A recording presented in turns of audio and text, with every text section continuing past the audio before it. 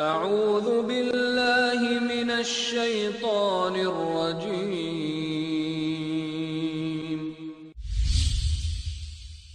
بسم اللہ الرحمن الرحیم۔ اب بغیر کسی تاخیر کے میں دعوت خطاب دیتا ہوں فضیلت الشیخ مقصود الحسن فیضی حفظہ اللہ تعالی۔ تمام بھائی توجہ سے شیخ کے درس کو سنیں۔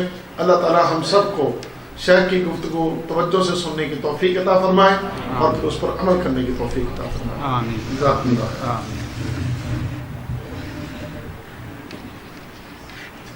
بسم اللہ الرحمن الرحیم۔ الحمد للہ رب العالمین الرحمن الرحیم مالک یوم الدین، ونشهد أن لا إله إلا الله ونشهد أن سيدنا ومولانا محمدا عبده ورسوله أرسله إلى الناس كافة بشيرا ونذيرا، أما بعد فإن خير الحديث كتاب الله وخير الهدي هدي محمد صلى الله عليه وسلم وشر الأمور محدثاتها وكل محدثة بدعة وكل بدعة ضلالة وكل ضلالة في النار۔ أعوذ بالله السميع العليم من الشيطان الرجيم، بسم الله الرحمن الرحيم۔ يا أيها الناس قد جاءكم برهان من ربكم وأنزلنا إليكم نورا مبينا، فأما الذين آمنوا بالله واعتصموا به فسيدخلهم في رحمة منه وفضل ويهديهم إليه صراطا مستقيما۔ سبحانك لا علم لنا إلا ما علمتنا إنك أنت العليم الحكيم۔ رب اشرح لي صدري ويسر لي أمري واحلل عقدة من لساني يفقهوا قولي واحلل عقدة من لساني يفقهوا قولي۔ عزیز ساتھیوں، قابل احترام دینی بھائیوں، السلام علیکم ورحمۃ اللہ وبرکاتہ۔ عزیزان، ہم میں کا ہر شخص اپنی زندگی کے ہر موڑ پر، ہر میدان میں اللہ تبارک و تعالی کے سہارے کا محتاج ہے۔ کوئی بھی آدمی نہ ہی کوئی نیکی کا کام کر سکتا ہے، نہ ہی کسی برائی کے کام سے بچ سکتا ہے، نہ ہی دشمن سے اپنی حفاظت کر سکتا ہے، نہ ہی کسی خطرناک جانور سے اپنے آپ کو بچا سکتا ہے، الا یہ کہ اللہ تبارک و تعالیٰ کا سہارا اسے حاصل ہو۔ اسی چیز کو اہل علم ایک لفظ سے یاد کرتے ہیں جسے الاعتصام باللہ کہا جاتا ہے۔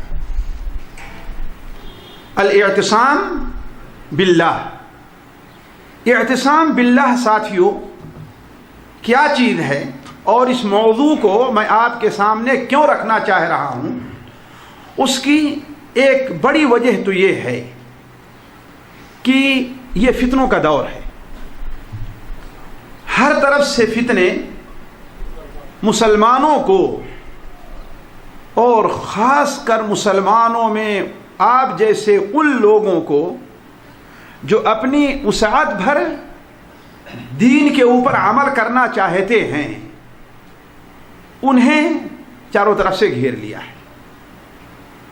کہیں مال کا فتنہ ہے، کہیں عورتوں کا فتنہ ہے، کہیں گانے اور باجے کا فتنہ ہے، کہیں مسلمانوں کے آپس میں اختلاف کا فتنہ ہے، کہیں دشمنوں کے مسلمانوں کے اوپر مسلط ہونے کا فتنہ ہے۔ مختلف فتنے ہیں اور متعدد فتنے ہیں۔ کہیں گانے اور باجے کا فتنہ ہے، کہیں عورتوں کا فتنہ ہے۔ یہ فتنے اس قدر عام ہو چکے ہیں کہ ایک شخص اگر اپنے آپ کو بچانا بھی چاہے تو بچانا ایک بڑا مشکل کام ہو جاتا ہے۔ جیسا کہ ہمارے نبی صلی اللہ علیہ وسلم نے ارشاد فرمایا حضرت ضحاک ابن قیس ایک بڑے مشہور صحابی ہیں، ان کی روایت مستدرک حاکم میں، مسند احمد میں ہے۔ وہ بیان کرتے ہیں کہ نبی کریم صلی اللہ علیہ وسلم نے ارشاد فرمایا، ان بین یدی الساعۃ فتن کقطع الدخان، قیامت سے پہلے ایسے فتنے ظاہر ہوں گے اور اس قدر کثرت سے آئیں گے جیسے دھواں کے ٹکڑے ہوا کرتے ہیں۔ ذرا دیکھیں، جب دھواں کہیں چھا جاتا ہے تو اس سے انسان کا صرف ظاہری متاثر نہیں ہوتا، انسان کا باطن بھی متاثر ہوتا ہے، اس کا پھیپھڑا بھی اس کا اثر قبول کرتا ہے۔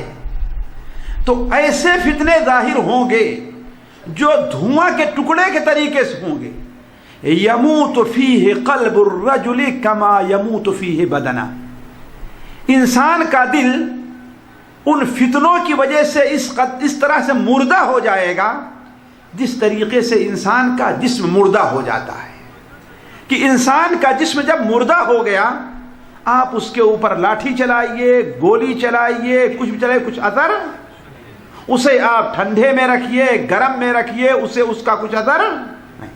ایسے ہی جب انسان کا دل مر جاتا ہے تو اس کے سامنے حرام کیا ہے، حلال کیا ہے، حق کیا ہے، ناحق کیا ہے، اللہ کی رضا کس چیز میں ہے اور شیطان کی رضا کس چیز میں ہے، اس کو اس کی کوئی خبر۔ تو یموت فیہ قلب الرجل کما یموت بدنہ، انسان کا دل اس میں ایسے ہی مر جائے گا جیسے اس کا بدن مر جاتا ہے۔ اور ایسے موقع پر لوگ اپنے دین کو دنیا کے معمولی فائدے کے عوض بیچ دیں گے۔ تو کثرت سے فتنے اس وقت ہمارے اور آپ کے یہاں ہیں، سامنے ہیں، اور ان فتنوں میں سب سے بہتر جو بچنے کی صورت ہے وہ اعتصام باللہ ہے۔ وہ کیا چیز آتی ہو؟ اعتصام باللہ۔ میں آپ کے سامنے آج 2 یا 3 باتیں رکھوں گا۔ پہلی بات تو میں یہ واضح کرنا چاہوں گا کہ آخر اعتصام باللہ کا معنی ہے کیا۔ دوسری چیز یہ ہے کہ اعتصام باللہ کی اہمیت ہماری زندگی میں کیا ہے، اور تیسری بات یہ ہوگی کہ اعتصام باللہ میں کیا کیا چیزیں داخل ہیں، اور اگر وقت نے ساتھ دیا تو چوتھی بات یہ بھی رکھی جائے گی کہ ہمارے اندر اعتصام باللہ پیدا کیسے ہو، ہم اپنے اندر اعتصام باللہ کیسے پیدا کر سکتے ہیں۔ تو پہلی چیز ساتھیوں، اعتصام باللہ کا معنی ہے کیا، یہ سوچنے کی ضرورت ہے۔ دیکھیے، اعتصام بنا ہے عصمہ سے۔ عصمہ کے معنی ہوتا ہے کسی چیز کو مضبوطی سے پکڑ لینا، مضبوطی سے پکڑنا، کسی جگہ کو لازم پکڑ لینا، کسی چیز کو روک دینا، کسی چیز کو۔ اسی سے ساتھیوں بنا ہے عاصمہ۔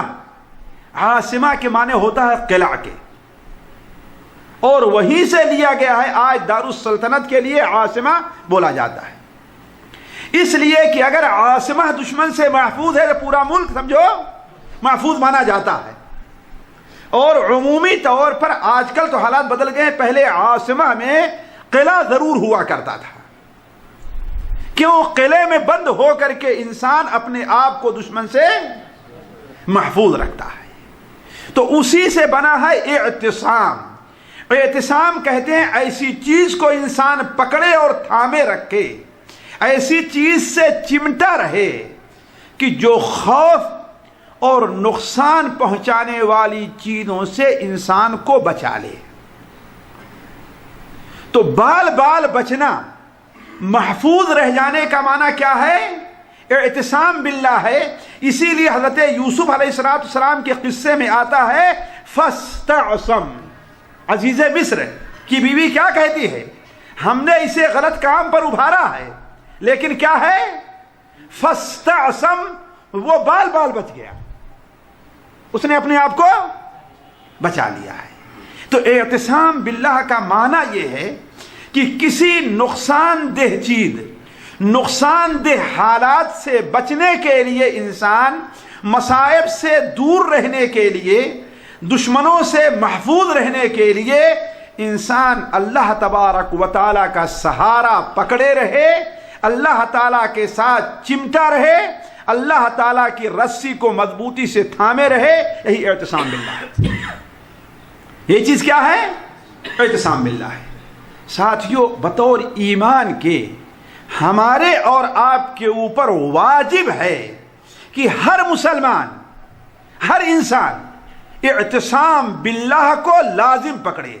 اس کے اندر اعتصام باللہ ہونا چاہیے، یعنی اللہ تبارک و تعالیٰ سے ایسا تعلق جوڑے رکھے کہ اللہ تبارک و تعالیٰ دشمن سے، مصائب سے، پریشانیوں سے اسے محفوظ رکھے. یہ ہے اعتصام باللہ.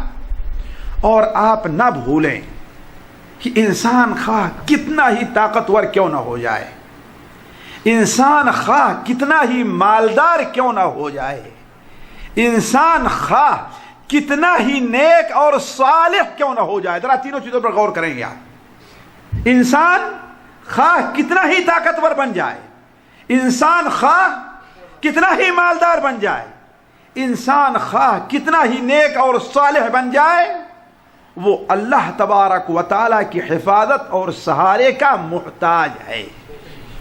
اگر اللہ کا سہارا اسے نہ ملے تو اس کا مال اس کے کسی کام، اس کی نیکی اس کے کسی کام. اگر اللہ کا سہارا نہ ملے تو اس کی طاقت اسے بچا. ذرا سوچیں ساتھیوں، ذرا سوچیں. کل میں اپنے یہاں غزوہ حنین، سیرت کا جو درس چل رہا ہے، غزوہ حنین کا میں درس دے رہا تھا. ذرا دیکھیں، آخر نبی کریم صلی اللہ علیہ وسلم اور صحابہ کرام رضوان اللہ علیہم اجمعین سے بڑھ کر کے دنیا میں کوئی نیک ہوگا ساتھیوں؟ کوئی ہو سکتا ہے؟ اور غزوہ حنین کے موقع پر مسلمانوں کی جتنی طاقت جمع تھی،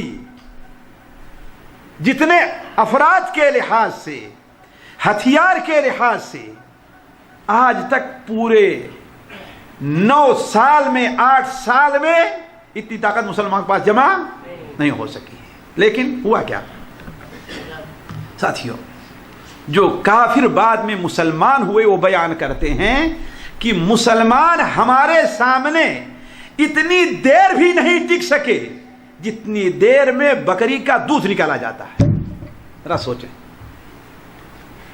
اتنی دیر بھی ٹک نہیں سکے جتنی دیر بکری کا. آخر کیوں؟ وجہ کیا ہے؟ وجہ کیا ہے ساتھیوں؟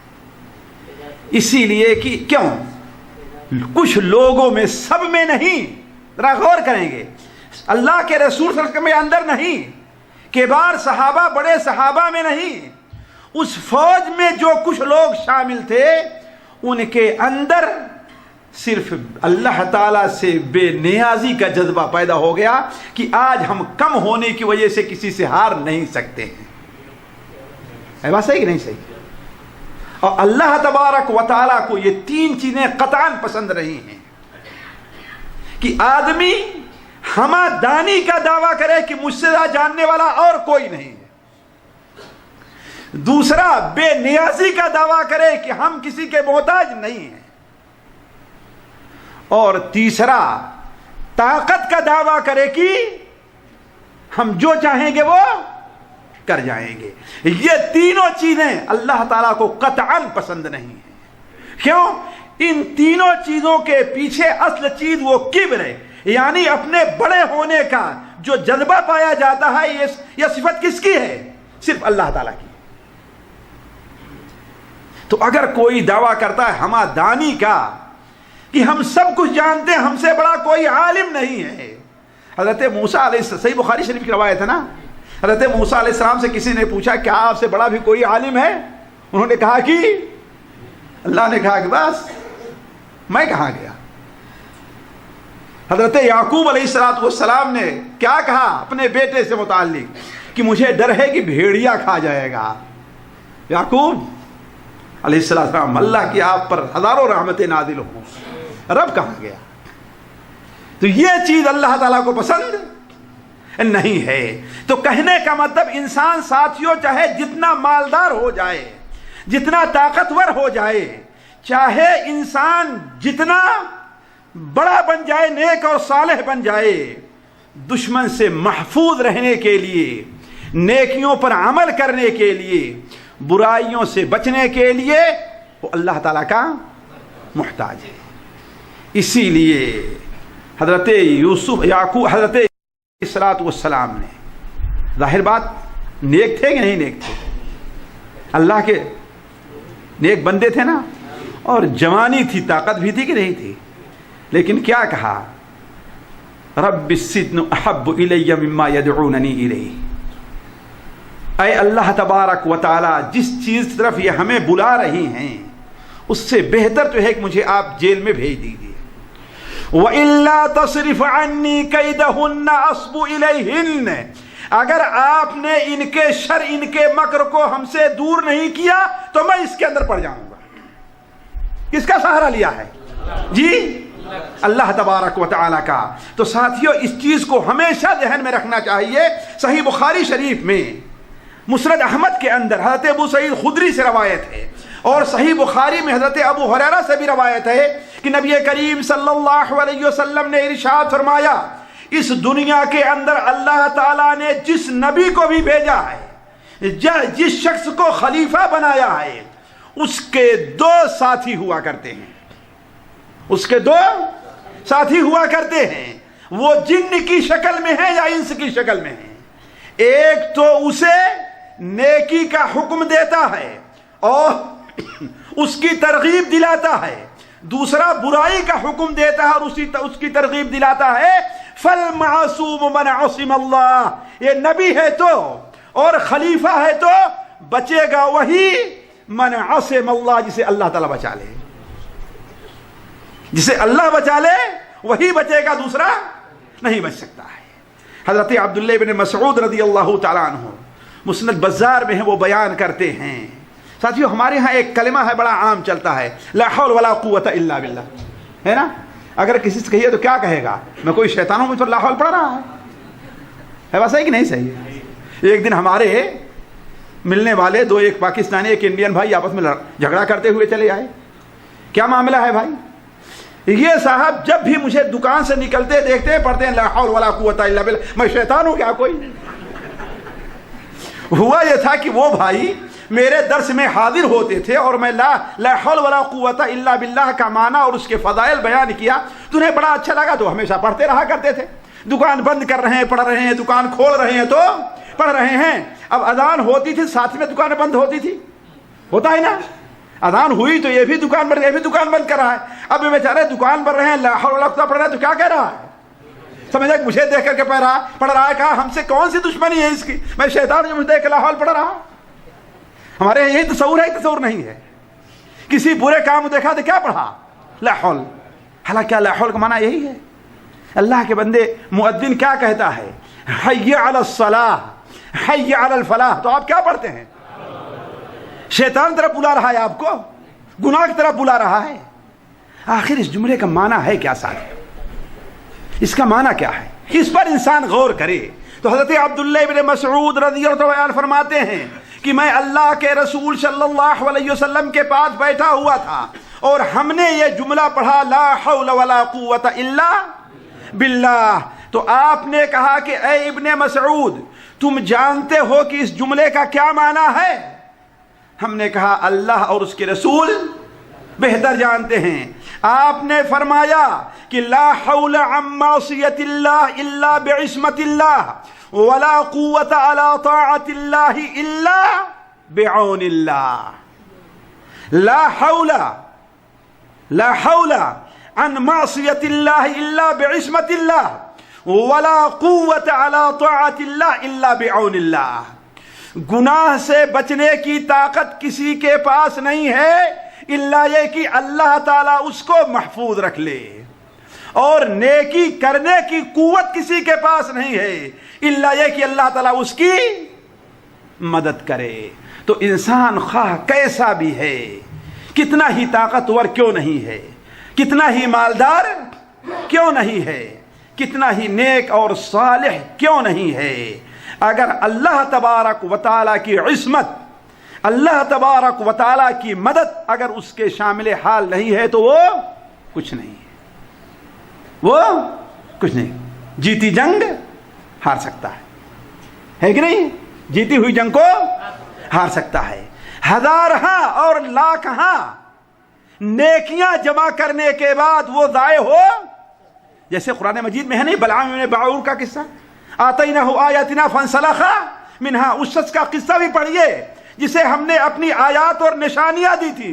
کہا جاتا ہے کہ مستجاب الدعوہ تھا، لیکن اللہ کی رحمت شامل حال نہیں رہی تو موسیٰ علیہ السلام خلاف دشمنوں سے جا کر کے مل گیا، ساری نیکیاں ضائع اور برباد ہو گئی، ہے کہ نہیں؟ تو سب سے پہلے ہمیں اور آپ کو اس چیز کو مد نظر رکھنا چاہیے۔ دوسری چیز یہ ہے کہ جو شخص اعتصام باللہ کو لازم پکڑے گا صراط مستقیم پر وہی ہوگا، صراط، اور جب تک کسی کو صراط مستقیم حاصل نہیں ہے وہ نہ دشمنوں سے بچ سکتا ہے، نہ گناہوں سے بچ سکتا ہے، اور نہ جنت کا راستہ وہ پا سکتا ہے۔ وَمَن يَعْتَصِم بِاللَّهِ فَقَدْ هُدِيَ إِلَى صِرَاطٍ مستقیم، جو شخص اللہ تبارک و تعالیٰ کے ساتھ چمٹا رہا، اس کے اندر اعتصام باللہ پایا گیا، اسے سیدھے راستے کی رہنمائی گویا مل گئی ہے۔ اللہ تعالیٰ کی رحمتوں، اللہ تبارک و تعالیٰ کے فضل کا انسان وہی مستحق ٹھہرتا ہے جس کے اندر اعتصام باللہ پایا جا رہا ہے، جو اعتصام باللہ کے نعمت سے مالا مال ہونا چاہتا ہے، اسے چاہیے کہ وہ اللہ تبارک و تعالیٰ کا دامن پکڑے۔ قرآن مجید میں اللہ تعالیٰ ارشاد فرماتا ہے، یا ایھا الناس، تمام دنیا کے لوگوں کو، یا ایھا الناس، اے لوگو، قد جاءکم برہان من ربکم، تمہارے رب کی طرف سے محمد صلی اللہ علیہ وسلم کی شکل میں اللہ تعالیٰ نے دلیل، ایک برہان اور دلیل بنا کر کے بھیجا ہے۔ وَأَنزَلْنَا إِلَيْكُمْ نُورًا مُبِينًا، اور کتاب کی شکل میں تمہارے پاس ایک نور آیا ہوا ہے۔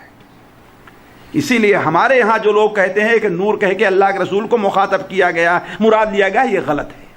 قرآن مجید میں دو جگہ قد جاءکم برہان من ربکم، اللہ کی طرف سے تمہارے پاس ایک دلیل آئی ہے، وہ کون ہے؟ اللہ کے رسول صلی اللہ علیہ وسلم۔ وَأَنزَلْنَا إِلَيْكُمْ نُورًا مُبِينًا، اور ہم نے تمہارے سامنے ایک نور، واضح نور یعنی کتاب اللہ ہم نے نازل کیا ہے، ہم نے۔ لیکن ان دونوں سے فائدہ کون اٹھائے گا؟ کس کو فائدہ ملنے والا ہے؟ اللہ تعالیٰ فرماتا ہے فَأَمَّا الَّذِينَ آمَنُوا بِاللَّهِ وَاعْتَصَمُوا بِهِ، جو لوگ اللہ تبارک و تعالیٰ پر ایمان لے آئے، وَاعْتَصَمُوا بِهِ، اور اللہ تعالیٰ کے ساتھ چمٹ گئے، اسی کا سہارا پکڑے رہے، تو فَسَيُدْخِلُهُمْ فِي رَحْمَةٍ مِّنْهُ، اللہ تعالیٰ انہیں اپنی رحمت میں داخل کرے گا، وَفَضْلٍ، اور اپنے فضل سے نوازے گا، وَيَهْدِيهِمْ إِلَيْهِ صِرَاطًا مُسْتَقِيمًا، اور صراط مستقیم کی طرف ان کی۔ ساتھیو، شیطان کے شر سے، اس کے مکر سے، اس کی دشمنی سے بچنے کے لیے ضروری یہ ہے کہ انسان اپنے اندر اعتصام باللہ کا جذبہ پیدا کرے۔ انسان شیطان سے محفوظ نہیں رہ سکتا۔ اسی لیے ساتھیو، ہمیں قرآن پڑھنے سے پہلے کیا پڑھنے کا حکم ہے؟ اعوذ باللہ من الشیطان الرجیم، ہے کہ نہیں؟ مسجد میں داخل ہونے سے پہلے اعوذ باللہ، ہے کہ نہیں؟ تو شیطان کے شر سے محفوظ رہنے کے لیے اعتصام باللہ بہت ضروری ہے، اور میں چاہتا ہوں کہ ہمارے سارے بھائی اس دعا کو حرز جان بنا لیں۔ سنن ابو داؤد میں حضرت انس بن مالک کی روایت ہے کہ اللہ کے رسول صلی اللہ علیہ وسلم نے ارشاد فرمایا، جب بندہ اپنے گھر سے نکلتا ہے اور نکلتے ہوئے کہتا ہے بسم اللہ توکلت علی اللہ ولا حول ولا قوت الا باللہ، جب پڑھ لیتا ہے تو جو شیطان اس کے ساتھ ہے اس سے دور ہو جاتے ہیں، اور دوسرے شیطان سے کہتے ہیں کہ اب اس کے پیچھے نہ پڑھو، یہ تو اللہ تعالیٰ کی حفاظت میں آ چکا ہے۔ بسم اللہ توکلت علی اللہ ولا حول ولا قوت الا باللہ۔ تو ساتھیوں، اعتصام باللہ کی بڑی اہمیت اور بڑے فضائل ہیں۔ ہم آتے ہیں اب اس طرف اس کو سمجھنے کے لیے کہ آخر اعتصام باللہ کا معنی تو ہم نے سمجھا ہے، لیکن اعتصام باللہ کیا کیا چیزیں؟ پہلی چیز جاننے کی ضرورت ہے، اعتصام باللہ میں دو چیزیں داخل ہیں۔ اعتصام باللہ میں اعتصام بحبل اللہ و اعتصام بذات اللہ و صفاتہ، یعنی اللہ کی رسی کو مضبوطی سے پکڑ لینا، اور دوسری چیز اللہ تعالیٰ کی ذات اور اس کے صفات کے ساتھ چمٹے رہنا۔ یہ دو چیزیں ہیں، اور دونوں چیزوں کا ہمیں اور آپ کو حکم دیا گیا ہے۔ اعتصام بحبل اللہ، قرآن مجید میں اللہ تعالیٰ فرماتا ہے وَاعْتَصَمُوا بِحَبْلِ اللَّهِ جَمِيعًا، اللہ کی رسی کو تمام کے تمام لوگ جمع ہو کر کے اور مضبوطی کے ساتھ پکڑ لو، وَلَا تَفَرَّقُوا، اور آپس میں اختلاف نہ کرو۔ آخر اللہ تعالیٰ کی رسی ہے کیا چیز ساتھیوں؟ اس کو ہم نے سمجھ لیا تو یہ معاملہ سمجھنے میں آسان ہوگا۔ علماء کی تفسیر میں پڑھنے لگا تو اعتصام باللہ کی تفسیر میں علماء نے 6 چیزوں کا ذکر کیا ہے۔ 6 چیزوں کا ذکر ہے۔ اعتصام بحبل اللہ، اللہ کی رسی، یعنی ایک تو کہا قرآن مجید ہے، کیا کہا؟ دوسرا یہ کہا مسلمانوں کی جماعت ہے، تیسرا یہ کہا اللہ تبارک و تعالیٰ کی توحید اور اخلاص ہے، چوتھا یہ کہا اللہ تبارک و تعالیٰ کا دین ہے، پانچویں یہ بات کہی گئی اللہ تبارک و تعالیٰ کا وہ عہد ہے جو یوم ازل میں ہم سے اور آپ سے لیا گیا، اور چھٹی بات یہ کہی گئی کہ اللہ تبارک و تعالیٰ کے اوامر اور احکام کی پابندی ہی اعتصام باللہ ہے۔ اور اگر دیکھا جائے تو یہ ساری کے ساری چیزیں کتاب اللہ کے اندر جمع ہیں۔ کیوں؟ جو اللہ کی کتاب کو مضبوطی سے پکڑے گا وہ اختلاف سے بھی، کیوں؟ اللہ آپس میں پھوٹ ڈالنے سے منع کرتا ہے۔ جو اللہ کی رسی، اللہ کی کتاب کو مضبوطی سے تھام لے گا وہ اپنے اندر اخلاص پیدا کرے گا۔ کیوں؟ اس لیے جب کتاب کو پڑھے گا تو وہ سمجھے گا کہ ہم چاہے جتنا کام کریں اگر ہمارے اندر اخلاص نہیں تو کوئی چیز پائی۔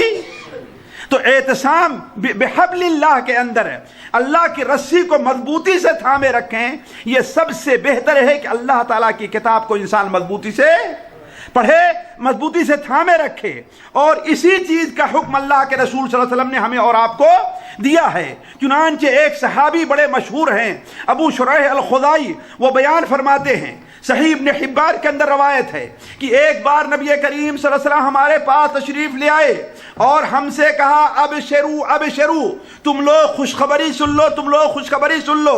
ہم نے کہا اے اللہ کے رسول ہم خوشخبری سننے کے لیے تیار ہیں۔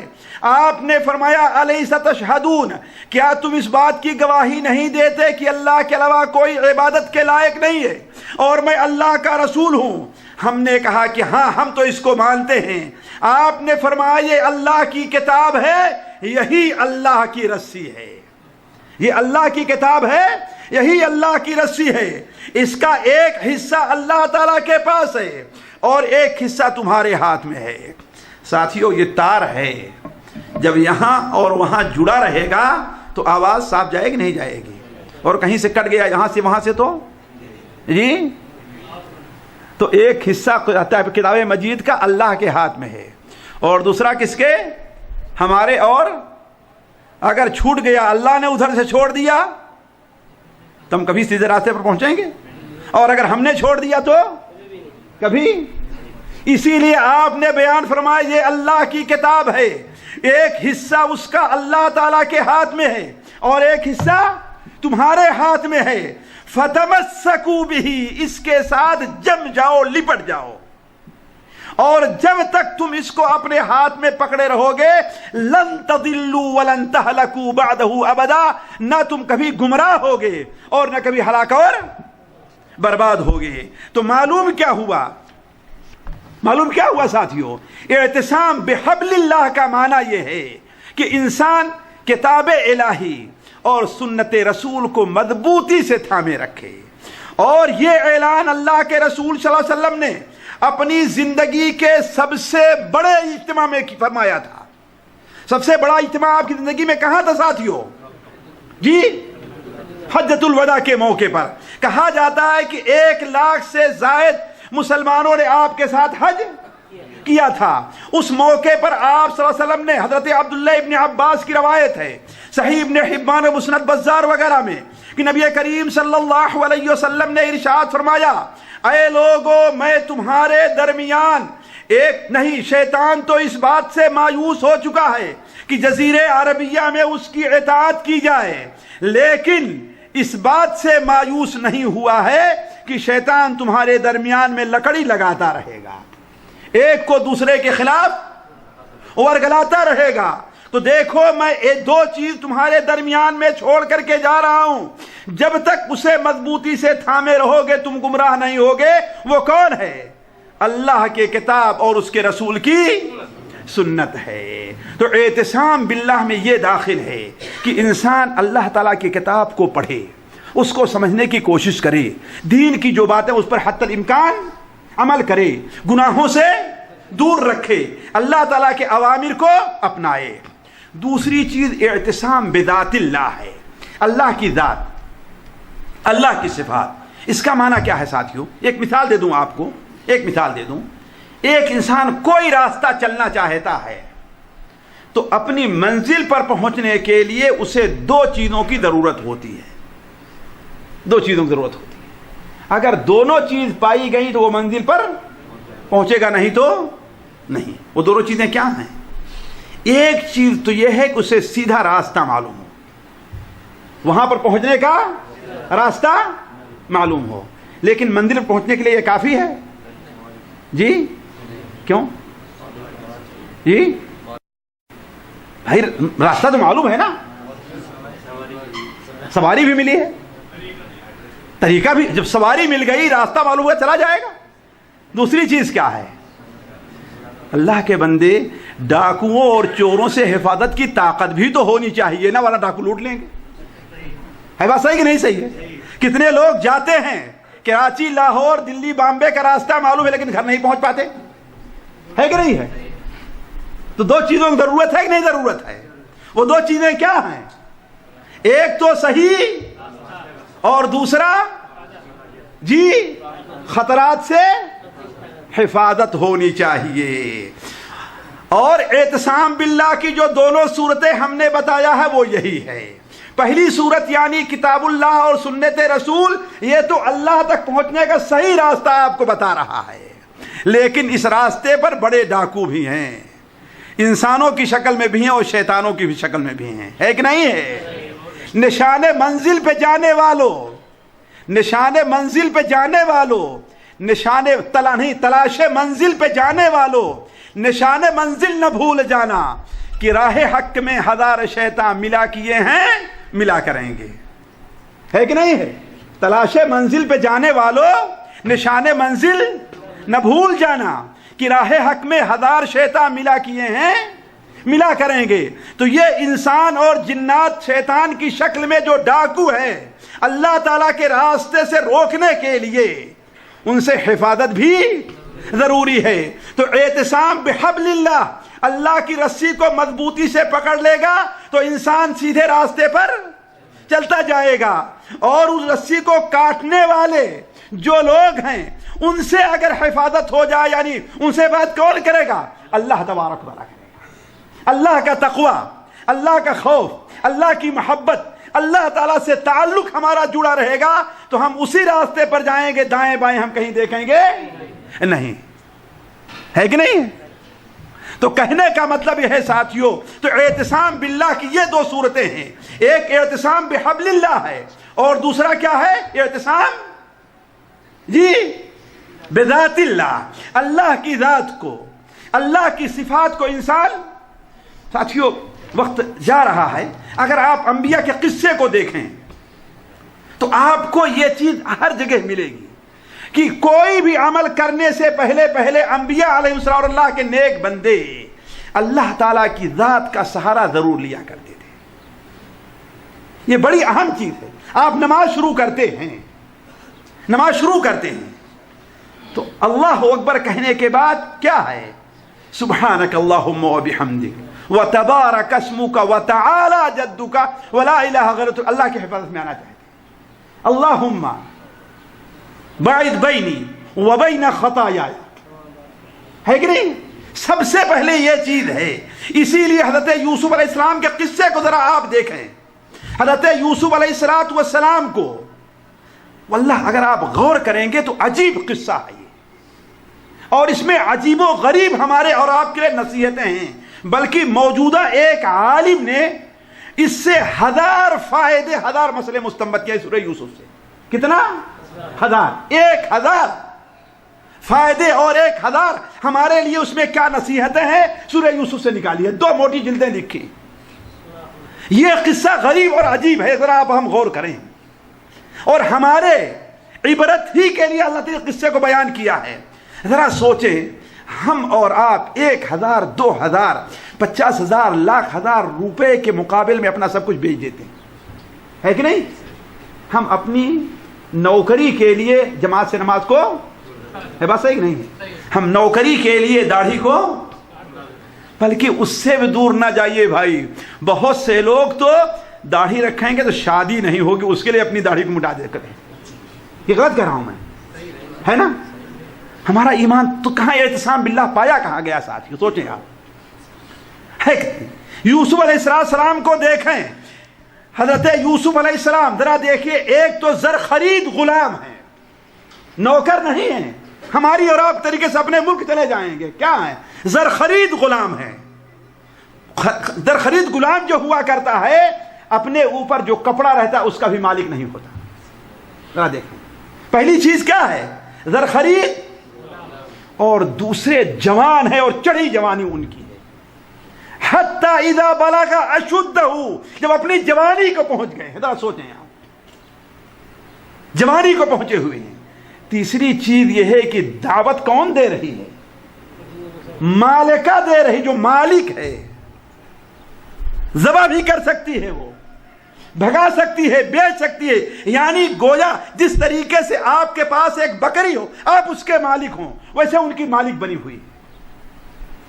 تیسری دیکھیں، بادشاہ وقت کی بیوی ہے. وہ معمولی آدمی نہیں ہے کوئی اپنا کہ کسی سے شکایت کر کے کورٹ میں جا کر کے اپنا فیصلہ کر لیں گے.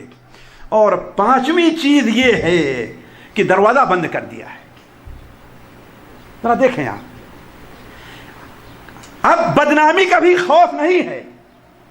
ذرا سوچیں، ان تمام حالات میں یوسف علیہ السلام سے جیسے اس نے کہا کہ ہے طلاق، آؤ اب کیا دیکھ رہے ہو، تو سب سے پہلا لفظ کیا نکلا تھا یوسف علیہ السلام نے؟ کیا کہا تھا؟ معاذ اللہ، اللہ کی پناہ. پکڑا اللہ کی پناہ کو سب سے پہلے. کس کی حفاظت میں آئے؟ اللہ کی حفاظت میں آئے. پہلے اللہ کی حفاظت میں آئے، پھر عمل کرنا شروع کیا. اسے سمجھانا شروع کیا، اسے بتانا شروع کیا کہ ارے میں ان کا در خرید غلام ہوں، ان کا میرے اوپر اتنا احسان ہے، کھلایا پلایا اپنے گھر میں رکھا ہے، مجھے عزت دی ہے، مجھے اپنے بیٹے کے طریقے سے رکھا ہے، میں ان کے ساتھ خیانت کیسے کر سکتا ہوں؟ انہو ربی احسن مثوائی. اور پھر بھی کہا کہ دیکھو اللہ سے ڈرو، اللہ تعالی ظالموں کو کبھی بھی نجات نہیں دیتا ہے. اس پر بھی نہیں، اللہ تبارک و تعالی سے دعا کے لیے ہاتھ اٹھاتے ہیں. رب السجن احب الی مما یدعوننی الیہ.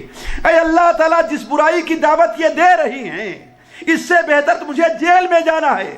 وَإِن لَّمْ تَغْفِرْ لِي وَتَرْحَمْنِي، اگر آپ نے میرے اوپر رحم نہیں کیا، اگر آپ نے میرے اوپر رحم نہیں کیا تو میں ان کے جال میں پھنس جاؤں گا. تو انسان کہیں بھی ہے، اللہ تبارک و تعالیٰ کی ذات کا اپنے علم کی بنیاد پر کوئی آدمی نہ اترائے. اللہ کی ذات، اللہ تعالیٰ پر توکل، اللہ پر بھروسہ. اسی لیے ہم نے کہا اللہ کے سہارے کا محتاج ہے انسان، اللہ کے سہارے کا محتاج. ساتھیوں اب ہم آگے چلتے ہیں، حالانکہ باتیں اور ہیں لیکن ایک چیز اور ذکر کر دوں یہاں پر. دیکھیے اللہ تعالیٰ کا سہارا ساتھیوں ایک مومن کے لیے بڑا ہتھیار ہے، خاص طور پر اس وقت ساتھیوں، خصوصی طور پر یہ انسان دیکھے کہ ساری دنیا کے لوگ ہمارے خلاف ہو گئے ہیں، لیکن یہ سوچے کہ ہم اللہ تعالیٰ کے ساتھ اپنے تعلقات کو ہم بنائے ہوئے ہیں۔ آج بڑی مصیبت ہے ساتھیوں کہ ہم یہ تو چاہتے ہیں کہ اللہ ہماری حفاظت کرے، اللہ ہماری روزی میں برکت دے، ہم چاہتے ہیں اللہ دشمن پر ہماری مدد کرے، لیکن ہم اللہ کی مدد کے لیے تیار ہیں۔ بس ہے کہ نہیں صحیح؟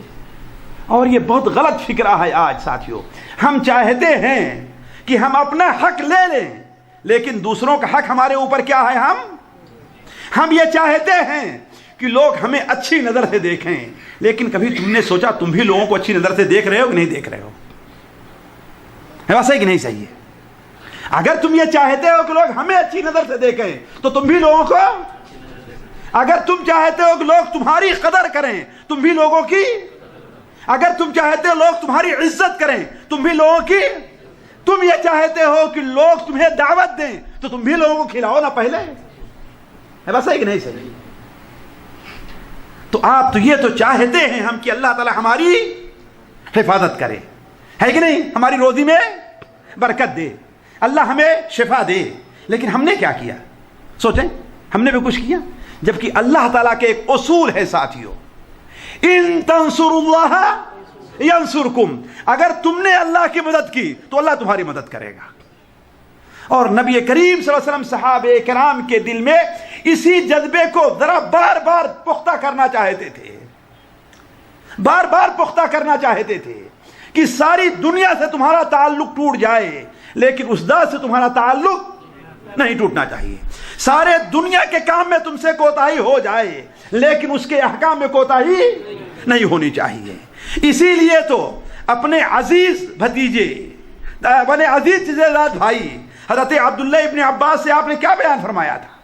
ایک بار عبداللہ ابن عباس ان کے اللہ کے رسول کے پیچھے سواری پر بیٹھے ہوئے تھے، مسند احمد کی، سنن ترمذی کی روایت ہے، آپ نے کیا کہا؟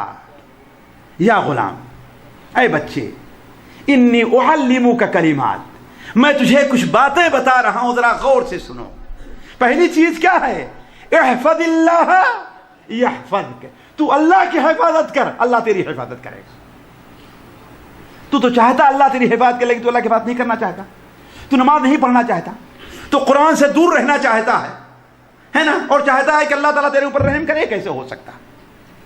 آپ نے کیا بیان فرمایا؟ احفظ اللہ یحفظک، تو اللہ کی حفاظت کر، اللہ تیری حفاظت کرے گا۔ احفظ اللہ تجدہ تجاہک، تو اللہ کی حفاظت کر، اللہ کو اپنے سامنے پائے گا۔ اللہ کے رسول صلی اللہ علیہ وسلم غزوہ حنین کے موقع پر ذرا دیکھیں ساتھیوں، کتنا مشکل وقت تھا آپ کے اوپر کہ دشمنوں کا لشکر 20,000 سے زائد ہے، کتنا؟ 20,000 سے زائد ہے، اور آپ اپنے 3 ساتھیوں کے درمیان میں گھر کر کے رہ گئے، کوئی آپ کے ساتھی نہیں۔ کتنا؟ صرف 3 ساتھی۔ کون؟ حضرت عباس ابن عبد المطلب، حضرت ابو سفیان ابن حارث اور آپ، بس۔ لیکن اللہ سے تعلق کی یہ بات ہے کہ اس وقت بھی آپ کی زبان سے نکل رہا ہے، انا النبی لا کذب انا ابن عبد المطلب، میں سچا نبی ہوں اور عبد المطلب کا بیٹا ہوں۔ جیسے تم مجھے عبد المطلب کا بیٹا یقیناً جانتے ہو، ایسے مجھے اللہ کا سچا نبی بھی مانو، میں پیچھے مڑنے والا نہیں ہوں، آپ آگے بڑھتے جا رہے، آگے بڑھتے جا رہے۔ بلکہ وہ لوگ آپ کے خچر کی لگام کو پکڑ کے کھینچ رہے تھے کہ کہیں آپ دشمنوں کے نرگے میں گھس نہ جائیں۔ بلکہ ایک بار ایسا ہوا کہ آپ سواری سے اتر کر کے سواری کو چھوڑ دیا اور آگے بڑھنا چاہے کہ ہم آگے بڑھ جائیں، لیکن اس وقت ہوا کیا ساتھیوں؟ اس مشکل وقت میں بھی نبی صلی اللہ علیہ وسلم نے اللہ تعالیٰ سے دعا کا دامن کہا کہ اے اللہ، جس مدد کا وعدہ کیا ہے اے اللہ اس مدد کو نازل فرما، اے اللہ نصرک، تیری مدد کہاں گئی؟ اے اللہ اگر آج یہ جماعت ہلاک ہو گئی تو اس زمین پر تیری عبادت کبھی نہیں کی جائے گی۔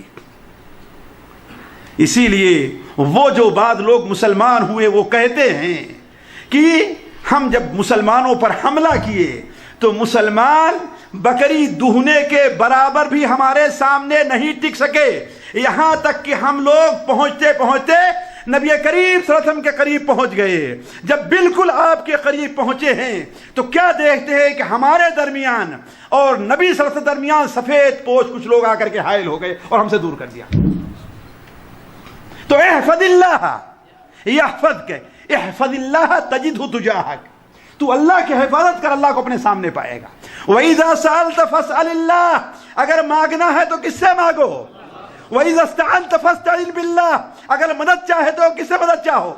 اللہ سے مدد چاہو۔ تو یہ تعلیم اللہ کے رسول اپنے صحابہ کو دیا کرتے تھے۔ اسی لیے جب غزوہ حنین کے موقع پر کچھ لوگ مکے بھاگ کر چلے گئے اور وہاں کے گورنر عطا ابن اسید جو تھے، ان سے لوگوں نے کہا کہ محمد صلی اللہ علیہ وسلم تو قتل کر دیے گئے، ان کے ساتھی چھوڑ کر کے بھاگ کھڑے ہوئے، تو انہوں نے کیا کہا؟ لیکن دین جس کا اللہ تعالیٰ کا ہے وہ زندہ ہے، وہ اپنے دین کی حفاظت کرے گا۔ تو اللہ سے ساتھیوں یہ تعلق ہونا چاہیے۔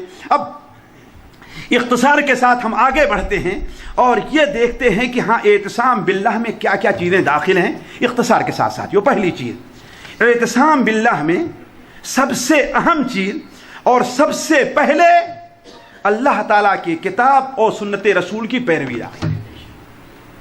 اگر کوئی آدمی فتنوں سے بچنا چاہتا ہے، دشمن سے نجات چاہتا ہے، آپس میں اختلاف نہیں بلکہ اتفاق چاہتا ہے، محبت چاہتا ہے، تو اسے اللہ کے کتاب و سنت رسول کی پیروی کرنی ہوگی۔ سنن ابو داؤد میں، مسند احمد میں حضرت حذیفہ رضی اللہ تعالیٰ عنہ سے مروی ہے، وہ بیان کرتے ہیں کہ لوگ اللہ کے رسول صلی اللہ علیہ وسلم سے خیر کے بارے میں پوچھا کرتے تھے اور میں آپ سے شر کے بارے میں پوچھتا تھا، اس لیے کہ میں جانتا تھا خیر کو تو میں اپنے ساتھیوں کے ساتھ پا لوں گا، لیکن ذرا شر کو معلوم کروں تاکہ اس سے بچتا رہوں۔ ہم نے کہا اے اللہ کے رسول صلی اللہ علیہ وسلم، ہم بڑے شر اور برائی میں تھے، آپ کے ذریعے اللہ تعالیٰ خیر لے کر کے آیا ہے، کیا اس خیر کے بعد پھر بھی کوئی شر آنے والا ہے؟ آپ نے کہا یا حذیفہ تعلم کتاب اللہ واتبع ما فی، اے حذیفہ اللہ کی کتاب کو سیکھو اور جو کچھ اس میں موجود ہے اس کی پیروی کرو۔ 3 بار آپ نے فرمایا۔ معنی کیا تھا؟ شر سے اور فتنے سے بچنے کے لیے کتاب اللہ کی پیروی ضروری ہے۔ حضرت حذیفہ نے کہا ہم نے پھر آپ سے کہا اے اللہ کے رسول صلی اللہ علیہ وسلم، کیا اس خیر کے بعد پھر شر آئے گا؟ آپ نے کہا ہاں شر آئے گا۔ تو کہا اے اللہ کے رسول اس سے بچیں گے ہم کیسے؟ آپ نے کہا یا حذیفہ تعلم کتاب اللہ واتبع ما فی، اللہ کی کتاب کو سیکھو اور اس میں جو کچھ ہے اس کی پیروی کرو۔ ایسے 3 بار آپ نے کہا اور بار بار یہ کہتے رہے۔ ساتھیوں اس کا مطلب کیا ہے؟ جی اس کا مطلب یہ ہے کہ کتاب اللہ اور سنت رسول کی پیروی انسان کو فتنوں سے نجات دے گی۔ جب ہم سنت رسول کو اپنائیں گے اور ساتھیوں یقین مانیں کتاب اللہ سنت رسول ہمارے لیے 4 چیزوں پر عمل کو کہا گیا ہے۔ ہمارے بہت سے لوگ کہتے ہیں ہم تو نماز تو پڑھتے ہیں، ہم نماز پڑھتے ہیں، لیکن پھر بھی ہمارے گھر میں شیطان آ جاتا ہے۔ ہم صبح شام ذکر کا اہتمام کرتے ہیں لیکن پھر بھی ہمارے مال میں برکت نہیں ہو رہی، کیوں؟ ذرا سوچیں کہ دین 4 چیزوں کا نام ہے۔ کتنا؟ 4 چیزوں کا نام ہے۔ عقائد ہیں، عبادات ہیں، معاملات ہیں اور اخلاقیات ہیں۔ کتنی چیزیں ہیں ساتھیوں کہ میں غلط کہہ رہا ہوں؟ عقائد ہیں، عبادات ہیں، جی معاملات ہیں اور اخلاقیات ہیں۔ تو کیا آپ نے اپنے معاملات کو لوگوں کے ساتھ درست کیا؟ سوچیں آپ، من غشنا فلیس منا، آپ نے فرمایا کہ نہیں فرمایا؟ جی جو ہمیں دھوکہ دے وہ ہمارے سے نہیں، ہم میں سے نہیں ہے کہ نہیں ہے؟ اور اخلاقیات میں آپ لوگوں کے ساتھ اچھے اخلاق سے ملے کہ نہیں ملے؟ ذرا سوچیں۔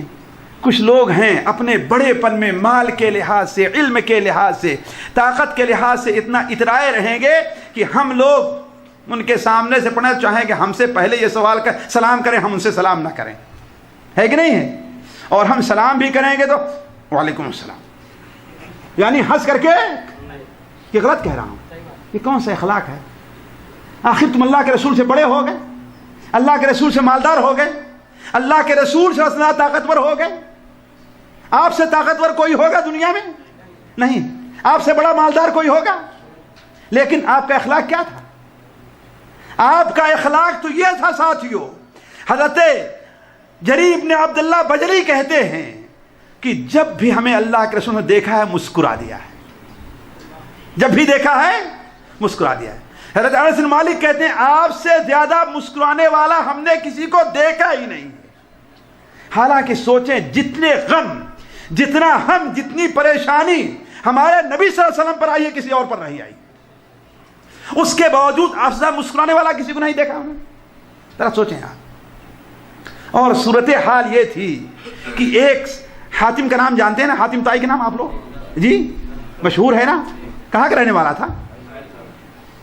حائل سے کچھ پہلے طرف 100-200 کلومیٹر پہلے بائیں طرف جو علاقہ ہے یہی تھا، ہے نا۔ ان کے بیٹے عدی مسلمان ہوئے تھے۔ کیا نام تھا؟ عدی۔ جب حضرت علی رضی اللہ تعالیٰ عنہ نے 7 ہجری میں اس علاقے کے اوپر حملہ کیا، وہ لوگ نصرانی تھے، وہ لوگ کیا تھے؟ کرسچین تھے، نصرانی تھے۔ وہ بھاگ کھڑے ہوئے اور ان کی پھوپھی یا بہن پکڑ کے لائی گئی، حضرت عدی بن حاتم کی، یعنی حاتم کی بیٹی یا حاتم کی بہن، وہ پکڑ کر کے لائی گئی۔ جب قیدیوں کے ساتھ انہیں رکھا گیا تو لوگوں نے ان سے کہا کہ یہ اللہ کے رسول ہیں، بڑا رحم کرنے والے ہیں، بڑی مہربانی کرنے والے ہیں، ان سے درخواست کرو تمہیں چھوڑ دیں گے، ان سے درخواست کرو تمہیں چھوڑ دیں گے۔ وہ کہنے لگی، اے آپ گھر سے نکل کر کے نماز کے لیے جا رہے تھے تو وہ کہنے لگی، اے اللہ کے رسول صلی اللہ علیہ وسلم، میں حاتم کی بیٹی ہوں جو بڑا رحم کرنے والا تھا، بڑی مہربانی کرتا تھا، میں بوڑھی ہوں، میری حفاظت کرنے والا بھاگ کھڑا ہوا ہے، میں کسی کی خدمت بھی نہیں کر سکتی، آپ میرے اوپر احسان کیجئے، اللہ آپ پر احسان کرے گا۔ کہا کون بھاگ کھڑا ہوا ہے؟ عدی جو اللہ اور اس کے رسول سے بھاگا ہوا ہے، عدی جو اللہ اور اس کے رسول سے بھاگا ہوا ہے۔ آپ کچھ نہیں بولے۔ دوسرے دن وہ شرمائی، ظاہر بات بڑے باپ کی بیٹی تھی، درخواست کرتے ہوئے شرمائی، لیکن آپ صلی اللہ علیہ وسلم خاموش تھے۔ کس لیے ساتھیوں؟ تیسرے دن جب درخواست کیا تو آپ نے کہا میں اس انتظار میں ہوں کہ کوئی مناسب آدمی ملے جس کے ساتھ تمہیں تمہارے علاقے میں بھیج دو۔ جب اللہ کے رسول صلی اللہ علیہ وسلم انہیں چھوڑا ہے تو اپنے علاقے میں نہیں گئیں، کہاں گئی ہیں؟ سیدھے شام گئیں جہاں بھاگ کر کے ان کا بھائی گیا تھا، اور کہا اے عدی تم کس سے بھاگ کر کے جا رہے ہو؟ اللہ کی قسم میں اس شخص کے پاس سے آئی ہوں جو تمہارے باپ سے بھی بڑی سخاوت کرنے والا ہے۔ یہ کون کہہ رہی ہے؟ اس کے پاس سے آ رہی ہوں جو تمہارے باپ سے زیادہ سخاوت کرنے والا ہے، جاؤ اس کے ہاتھ میں رکھ کر کے توبہ کرو، اس سے بھاگنے کی کوئی جگہ نہیں ہے۔ عدی ابن حاتم آتے ہیں، لوگوں نے دور سے کہا وہ عدی ابن حاتم بڑے باپ کے بیٹے اور اپنے علاقے کے سردار تھے، عدی ابن حاتم آ رہے ہیں۔ آپ نے اٹھ کر کے گئے، آپ آگے دیکھیے یہ اخلاق دیکھیے، گئے لا کر کے انہیں بیٹھا لیا، اور جتنی دیر بیٹھے رہے اس کے بعد جب لے کر کے آپ جا رہے تھے تو عدی ابن حاتم کا ہاتھ پکڑے ہوئے تھے۔ راستے میں ایک معمولی قسم کی عورت آپ سے کہتی اے اللہ کے رسول مجھے آپ سے کام ہے۔ آپ نے یہ نہیں کہا کہ ذرا میں بعد میں ابھی میں مشغول ہوں، آپ نے نہیں کہا۔ آپ نے عدی ابن حاتم کا ہاتھ چھوڑا اور کنارے جا کر کے اس کی بات سننے لگے۔ عدی ابن حاتم کہتے ہیں کہ اتنی دیر تک آپ کھڑے رہے کہ مجھے رحم آیا آپ کے اوپر، اور اسی وقت میرے ذہن میں یہ بات آ گئی کہ یہ کوئی دنیاوی حاکم نہیں ہو سکتا جس کا اخلاق اتنا عالی ہو کہ ایک معمولی سی عورت بھی آپ کا ہاتھ پکڑ کر کے اپنی ضرورت آپ سے پوری کرواتی ہے، یہ کوئی دنیاوی حاکم۔ اور اسی وقت سے میرے دل کے اندر اسلام بیٹھ گیا۔ کہاں گئے ہمارا؟ کہاں گئے؟ دعوت اہل حدیثیت کا ہے نا، حدیث صرف یہی ہے کہ ہاں رفع الیدین کر لو بس، توحید کے زبانی دعویٰ کر لو بس، نہیں، حدیث میں اخلاق بھی ہے، معاملات بھی ہیں، اور عقائد بھی ہیں اور عبادات بھی ہیں. تو کہنے کا مطلب یہ ہے کہ اگر ہم چاہتے ہیں کہ مصیبتوں سے ہم محفوظ رہیں، ذرا سوچیں ساتھیو، آپ ذرا سوچیں کہ بسا اوقات اللہ تبارک و تعالی انسان کی معمولی سا احسان جو لوگوں کے ساتھ ہوا کرتا ہے. مولانا عبد الرؤوف صاحب جھنڈے نگری رحمہ اللہ نے اپنے کسی مقالے میں لکھا تھا کہ ہندوستان پاکستان تقسیم کے وقت جب پنجاب کے اندر آگ لگی ہے تو ایک حاجی صاحب تھے، ظالموں نے، بلوائیوں نے جب ان کے گھر کے اوپر حملہ کرنا شروع کیا ہے تو پورے علاقے کے ہندوؤں نے آ کر کے ان کے گھر کو گھیر لیا ہے. کہا کہ نہیں، ہم یہ غلہ جو پیدا ہوتا تھا یہ اکیلے نہیں کھاتے تھے، اس میں سے ہمیں بھی دیا کرتے تھے. ان کے اوپر حملہ کرنے کی تمہارے پاس طاقت نہیں ہے. دیکھیے معمولی سے اللہ نے حفاظت کری کہ حفاظت نہیں کی. تو آپ اگر چاہتے ہیں کہ اللہ حفاظت کرے تو کتاب اللہ اور سنت رسول کو اپنانا ہوگا. دوسری بات ساتھیو اعتصام باللہ میں داخل ہے صحابہ کرام کے طریقے کے اوپر عمل کرنا. صحابہ کرام کا طریقہ چاہے عبادت میں ہو، عقائد میں ہو. آج ہمارے یہاں دیکھیں بہت بڑا اختلاف کی جڑ یہی ہے کہ بہت سی ایسی چیزیں جو صحابہ کرام کے زمانے میں نہیں تھی آج ہمارے اندر. مثال کے طور پر اسی میں ایک شخص کے معین کی تقلید ہے. صحابہ کرام کسی ایک کی تقلید کرتے تھے اللہ کے رسول کے بعد؟ جی وہ ہے. اسی طریقے سے آج بہت سی عید میلاد النبی کا جلسہ لے لیجئے، آج جسے وہ گندی شکل دے دی گئی ہے ساتھیوں کہ ہندو بھی اپنے رام لیلا کے موقع پہ جو کرتا ہے شرماتا ہے اسے دیکھ کر کے. بلکہ اب تو ہمارے یہاں عید میلاد النبی کے موقع پر ہرے رنگ کی ہولیاں کھیلی جا رہی ہیں بمبئی وغیرہ میں. آپ لوگوں نے سنا، سوچیں آپ. سوال یہ ہے، سارے مسئلے کا حل یہ ہے صحابہ کرام زمانے میں تھی یہ چیز؟ کسی صحابی نے جلسہ کیا ہے ایسا؟ جی نہیں کیا. تو کیوں کرتے ہو؟ چاہتے ہو کہ اختلاف دور ہو، ہمارے اندر اختلاف نہ رہے. آ جاؤ صحابہ کرام کے طریقے پر، جیسا کہ نبی کریم صلی اللہ علیہ وسلم بلکہ اللہ تعالیٰ ارشاد فرماتا ہے وَمَن يُشَاقِقِ الرَّسُولَ مِن بَعْدِ مَا تَبَيَّنَ لَهُ الْهُدَى وَيَتَّبِعْ غَيْرَ سَبِيلِ الْمُؤْمِنِينَ. جو انسان رسول کی مخالفت کرتا ہے ہدایت کے آ جانے کے بعد اور مومنین کا جو راستہ اس راستے سے الگ چلتا ہے. جب یہ آیت نازل ہوئی مومنین کون تھے ساتھیوں اس وقت؟ جی تبھی تو آپ صلی اللہ علیہ وسلم کی وہ حدیث جو آپ لوگ بار بار سنتے آئے ہیں، عرباد ابن ساریہ کی جو سنن ابو داؤد میں، سنن ترمذی میں، مسند احمد میں، سنن ابن ماجہ میں مروی ہے کہ نبی کریم صلی اللہ علیہ وسلم نے خطبہ دیا اور بڑا دل کو دہلا دینے والا خطبہ دیا. آپ نے فرمایا میرے بعد جو زندہ رہے گا بڑا اختلاف پائے گا. ہے کہ نہیں ہے؟ لیکن اختلاف سے بچنے کی صورت کیا ہے؟ آپ دو چیزیں بیان کیا. ایک چیز تو یہ ہے تمہارا جو حاکم ہے اس سے اختلاف نہ کرنا. آج ساتھیوں ہمارا پاکستان بنے کتنے سال ہو گئے ہیں جی، لیکن آپس میں اتفاق ہوا کیوں؟ بدقسمتی سے ہمارے ہاں اپوزیشن کی جو بیماری پیدا ہو گئی ہے. اپوزیشن اپنے زمانے میں وہی کام کرتا رہا ہے لیکن دوسرا کرے گا تو اس کی ٹانگ کھینچنا شروع کرے گا. ہے کہ نہیں؟ اتفاق کہاں سے آئے گا؟ یہ جو جمہوریت کے بت جس کی ہم پوجا کر رہے ہیں، جب تک ہم پوجا کرتے رہیں گے ہمارے اندر اتفاق کبھی نہیں آ سکتا. ہے بات صحیح کہ نہیں صحیح ہے؟ اپوزیشن کا جو نظام ہم نے رکھا ہے وہی کام پہلے کر رہا ہے اپوزیشن جب حکومت میں تھا، لیکن جب وہ اپوزیشن میں بیٹھ گیا تو اس پر اعتراضات کر رہا ہے کہ نہیں ہے؟ تو آپ نے کہا تمہارا جو حاکم ہو اس سے اختلاف اگرچہ وہ اتنے بڑے سر والا حبشی غلام ہی کیوں نہ ہو، یعنی اگرچہ وہ سرداری کا حقدار نہیں ہے لیکن ظلم کے طور پر زبردستی اگر حاکم بن گیا ہے تو اس کی بات مانو اور اطاعت کرو اس کی. ورنہ آپس میں کیا ہوگا؟ اختلاف ہوگا، فتنہ ہوگا، تو مصیبتیں پریشانی آئے گی جس کو ہم اور آپ دیکھ رہے ہیں آج. اور دوسری چیز کیا بیان فرمائی؟ علیکم بسنتی وسنت الخلفاء الراشدین المہدیین بعدی. تم میری سنت کو لازم پکڑنا اور میرے بعد خلفائے الراشدین کی سنت کو لازم پکڑنا. طبرانی کبیر میں، طبرانی اوسط میں حضرت ابو واقد لیثی رضی اللہ تعالیٰ عنہ سے مروی ہے کہ ہم لوگ نبی کریم صلی اللہ علیہ وسلم کی خدمت میں موجود تھے، ہم لوگ ایک چٹائی پر بیٹھے ہوئے تھے، آپ نے کہا اے لوگو انہا ستکون فتنہ، میرے بعد فتنے ظاہر ہوں گے۔ تو ہم نے کہا اے اللہ کے رسول صلی اللہ علیہ وسلم اس فتنے سے بچنے کی طاقت کیا ہے؟ آپ نے چٹائی کو زور سے پکڑا کہ اپنے دین پر ایسے ہی مضبوطی سے قائم رہنا جیسے ہم نے اس چٹائی کو پکڑ رکھا ہے۔ اس کے بعد پھر آپ نے تھوڑی دیر کے بعد کہا فتنے ظاہر ہوں گے۔ صحابہ کرام نے کہا اے اللہ کے رسول صلی اللہ علیہ وسلم اس فتنے سے بچنے کی صورت کیا ہے؟ آپ نے فرمایا ترجعون الی امرکم الاول، تمہارا معاملہ جو پہلے تھا صحابہ کے زمانے میں، میرے زمانے میں، اسی کی طرف دوبارہ پلٹ کر کے چلے آنا تھا۔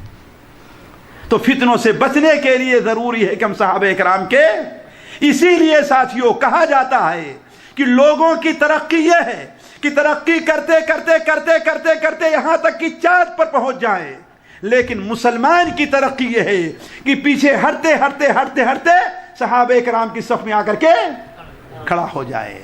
زمانہ مانگ رہا ہے دعا ترقی کی، زمانہ مانگ رہا ہے دعا ترقی کی، مگر تجھے تیرا عہد کہن ہراس آئے۔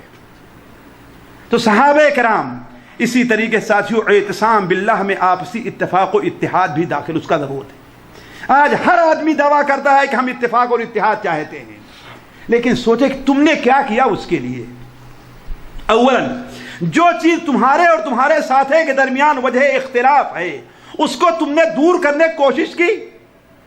مان لیا کہ تم حق کے اوپر ہو، لیکن بسا اوقات انسان اپنے بھائی سے اتفاق کرنے کے لیے تھوڑا سا، اگر کفر کا معاملہ نہیں ہے تھوڑا سا نیچے بھی تو آتا ہے، نہیں آتا ہے، لیکن تم اس سے طرف آئے تھوڑا سا، کبھی کوشش کیا؟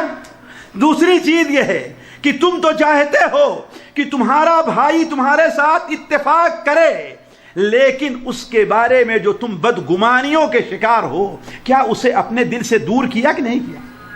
آج سارے لوگ رو رہے ہیں کہ اتفاق ہونا چاہیے لیکن نہیں ہے۔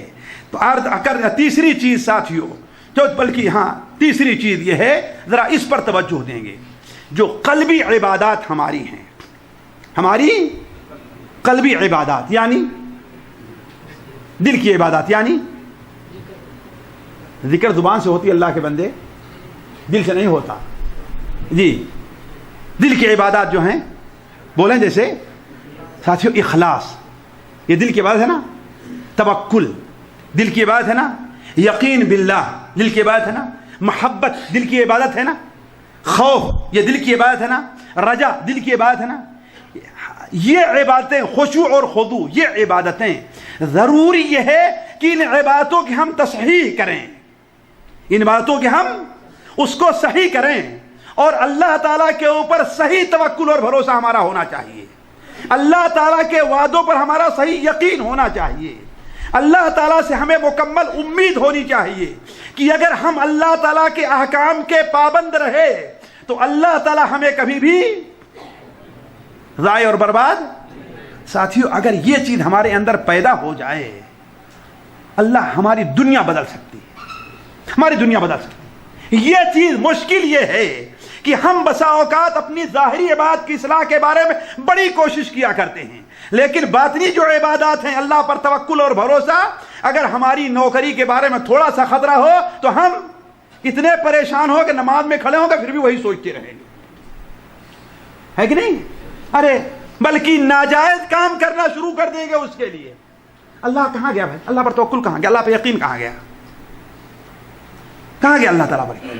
ساتھیوں اگر اللہ تعالیٰ پر یہ یقین ہمارے اندر پیدا ہو جائے، میں مدینہ منورہ کے ایک عالم ہیں، مدینہ منورہ کے ایک عالم ہیں محمد بن محمد المختار الشنقیطی، اور بڑے مشہور علماء میں ہیں، مسجد نبوی میں ان کا درس ہوا کرتا ہے۔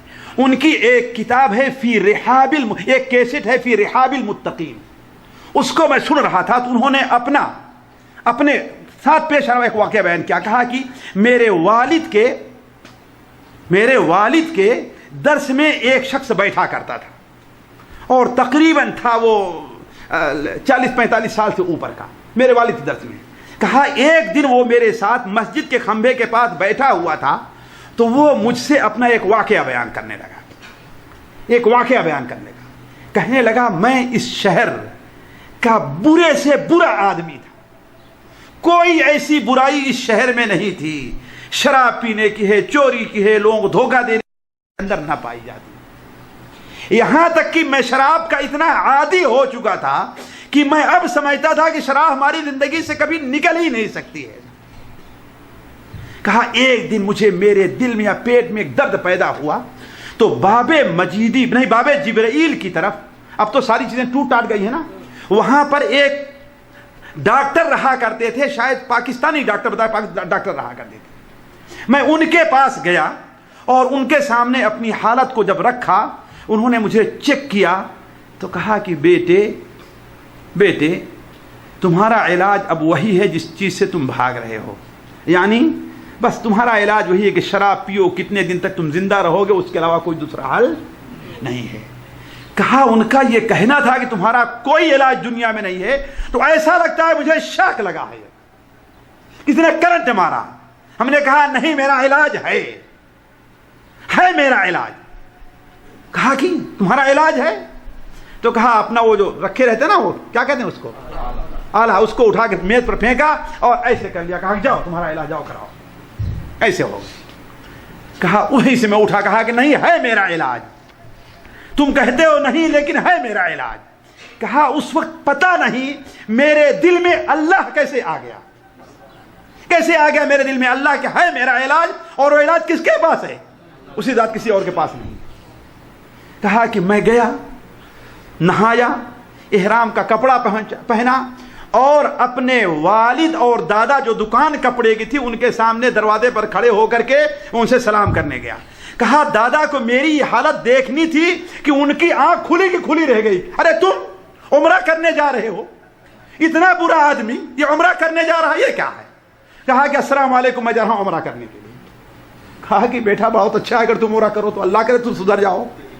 کہا اس وقت وہ پرانی گاڑی ہوتی تھی، کچے میں کھٹ کھٹ کھٹ کھٹ چل کر کے ایک ہفتے میں جا کر کے مدینہ مکہ مکرمہ پہنچاتی تھی۔ کتنا؟ ایک وہ دیکھیں نا، وہ پیچھے کھلی گاڑی جو ہوتی ہے نا، کہا اسی پر بیٹھ گیا میں، مجھے لے کر کے چلا۔ کہا کہ رات کو 2 بجے یا 12 بجے میں جا کر کے پہنچا ہوں، کہاں پر؟ حرم میں۔ کہا سیدھے گیا میں حرم، طواف کیا۔ طواف کرنے کے بعد آیا، زمزم کا جب پانی پیا تو زمزم کا پانی پیتے ہوئے ہم نے کہا اے اللہ تبارک و تعالی، اب یا تو مجھے موت دے گا یا شفا دے گا، اس کے علاوہ میں اس جہاں سے جانے والا نہیں ہوں۔ اس جگہ پر ساتھیوں صحیح ہے ہم نے اللہ کی قدر کو نہیں پہچانی ہے، وما قدر اللہ حقا، لوگوں نے اللہ کی قدر نہیں پہچانی۔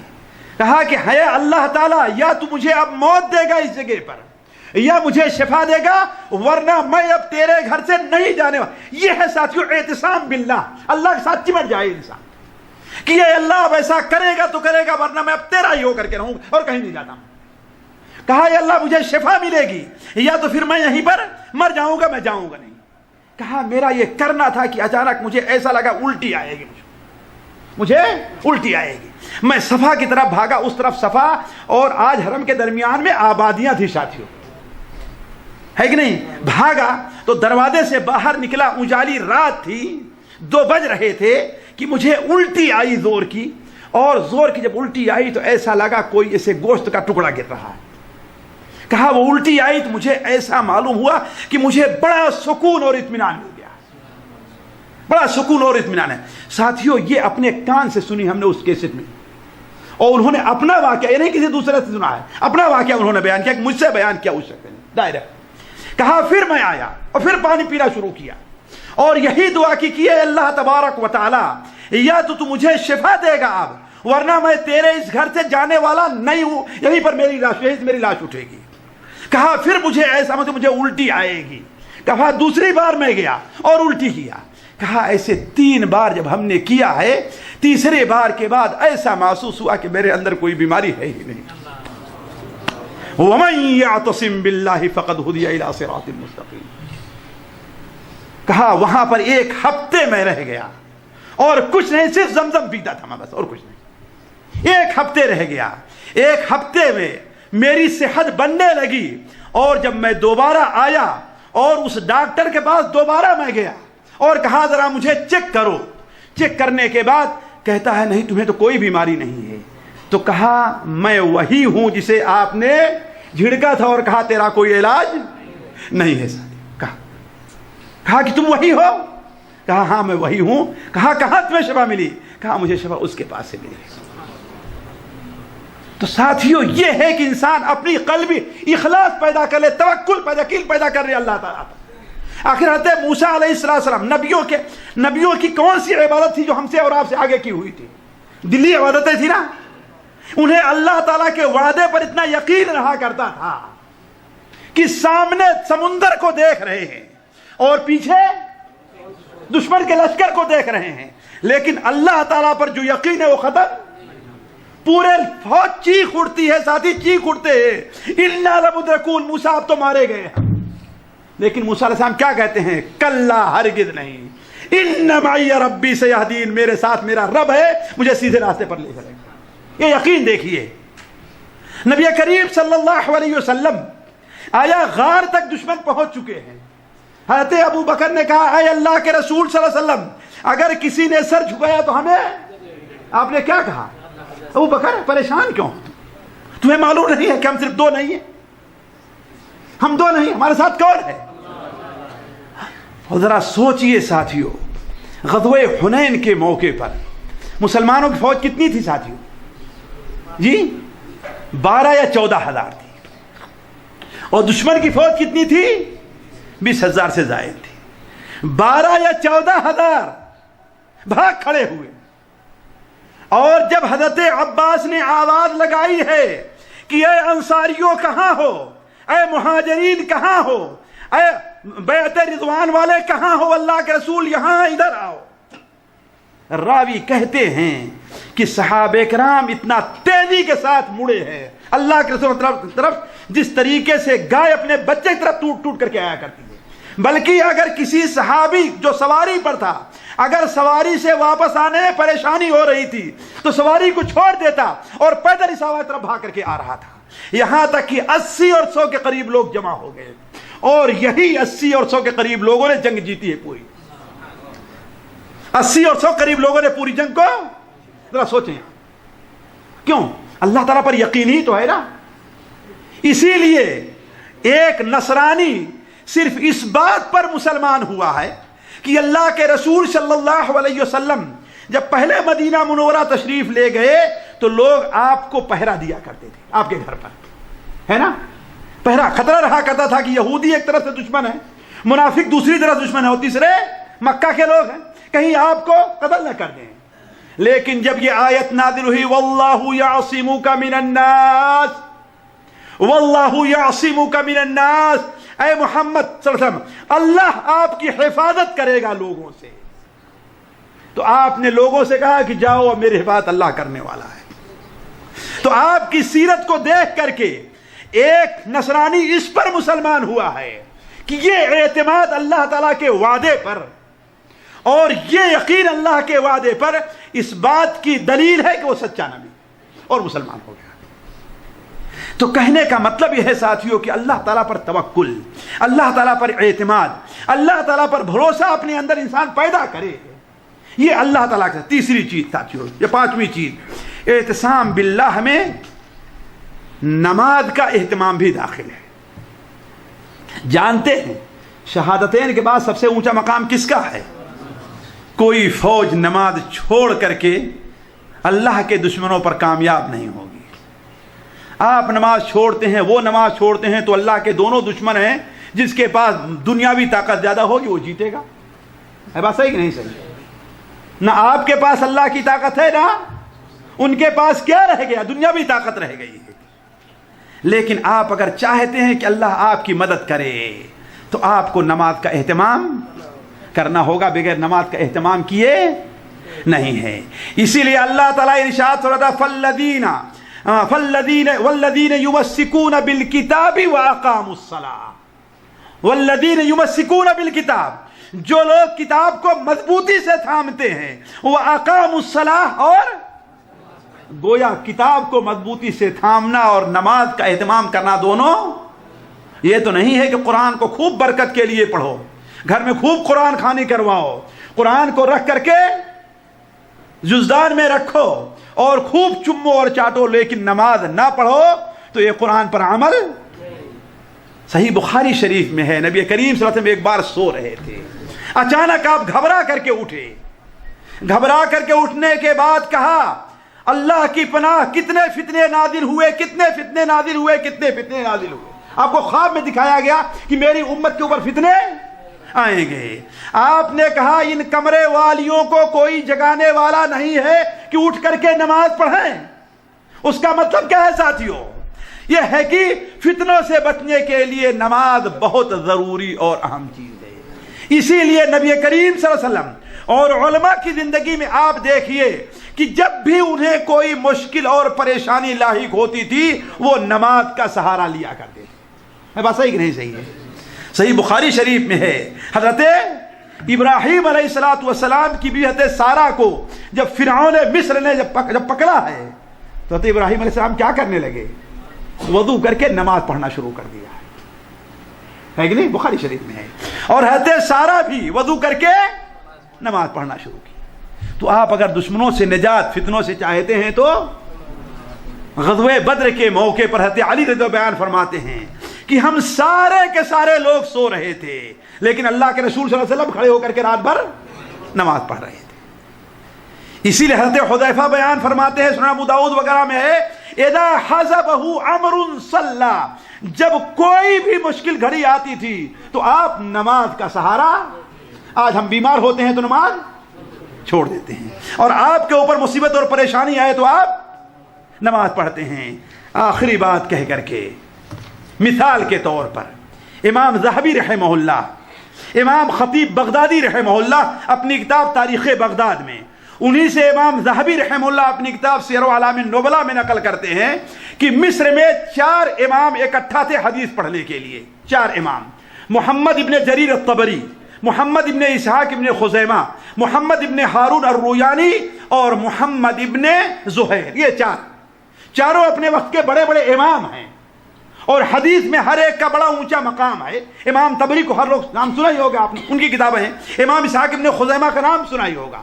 یہ لوگ مصر میں ایک کمرہ کرائے پر لے کر کے بیٹھے ہوئے تھے اور حدیث پڑھنے سیکھنے گئے تھے, لیکن جو کچھ کھانے کے لیے لے کر کے گئے تھے وہ اب ختم ہو گیا, لیکن ابھی کورس پورا نہیں ہوا ہے, ابھی کورس اور کرنا ہے.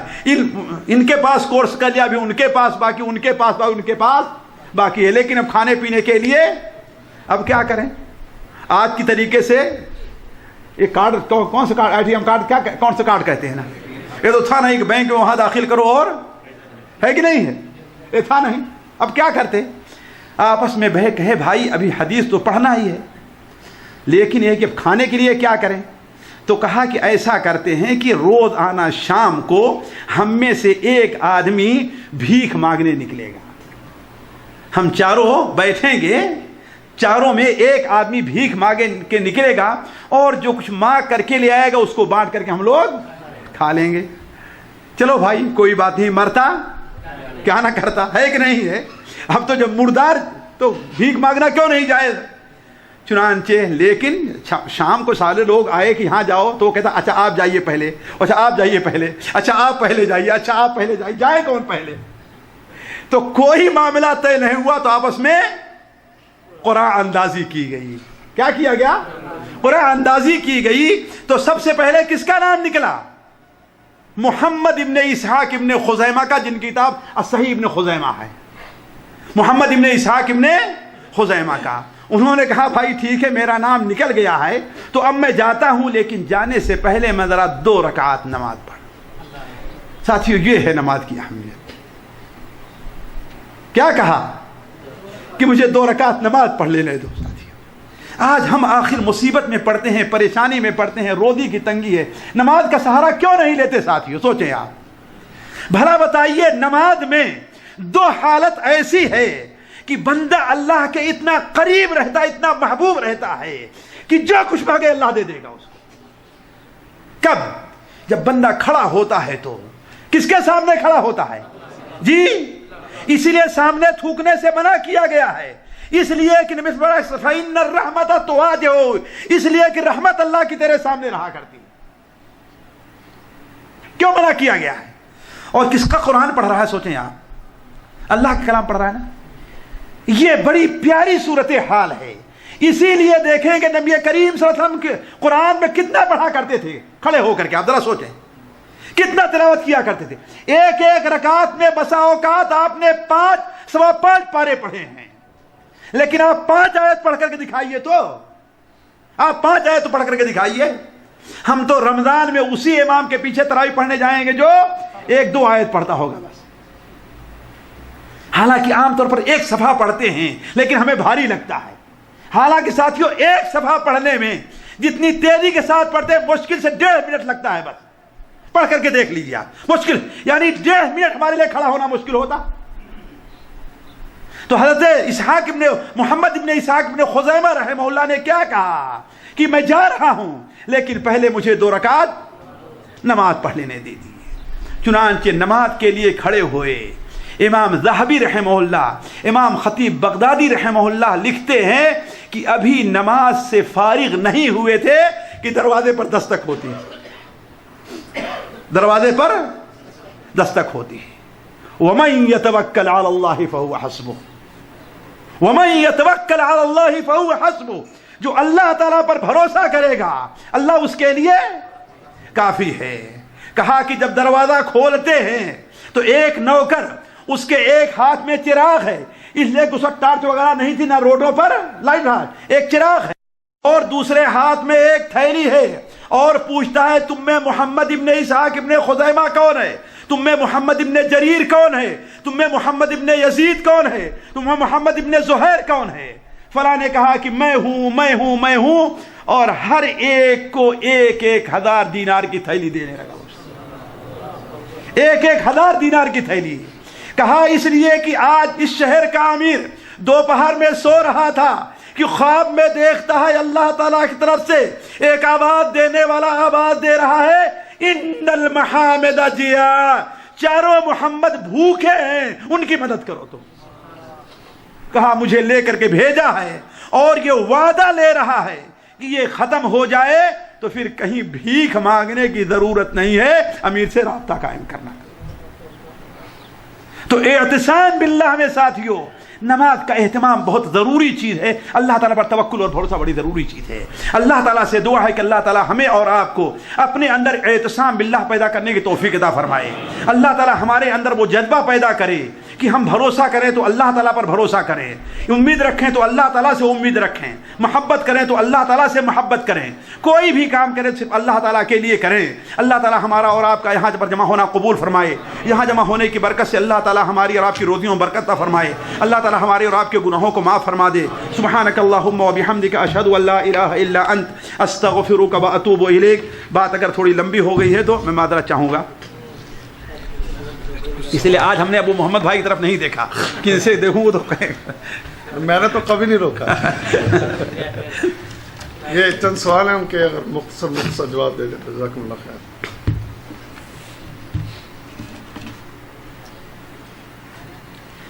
بھائی دیکھیے 4 سوال ہیں۔